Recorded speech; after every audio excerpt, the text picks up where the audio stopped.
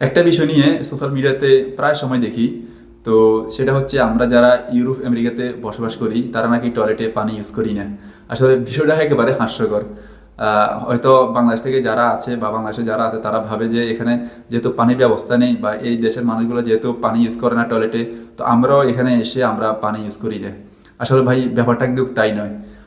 আমরা যেহেতু মুসলমান, আমরা মানে যেহেতু বাংলাদেশেও ছিলাম, আমরা পানি ইউজ করতাম, এখানেও কিন্তু আমরা পানি ইউজ করি। হয়তো বা এখানে ভিতরে টয়লেটের ভিতরে পানি রাখার কোনো ওয়ে নাই বা পানির কোনো সিস্টেম নাই, কিন্তু আমরা বাইরে থেকে বা আশেপাশে যে রুমগুলো রয়েছে ওই রুমগুলো থেকে আমরা কিন্তু বোতলে বা বদনায় বা অন্যান্য কোনো সিস্টেমে আমরা কিন্তু পানি নিয়ে আসি বা পানি ইউজ করি। তো আমি আমার আমার যে টয়লেটটা রয়েছে সেখানে আপনাদেরকে দেখাবো আমরা কি আসলে পানি ইউজ করি নাকি ইউজ করি না। তো এটা হচ্ছে আমাদের টয়লেটটা।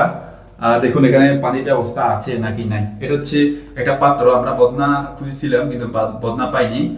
পরবর্তীতে আমরা এটা হচ্ছে ফুল গাছে পানি দেওয়ার বা বাগানে পানি দেওয়ার একটা পাত্র, আমরা কিন্তু এই পাত্রতে পানি রেখে এরপর পানি ব্যবহার করি। এই হচ্ছে আমাদের পানির পাত্র, যেখানে যেটা ইউজ করি আমরা টয়লেটের মধ্যে।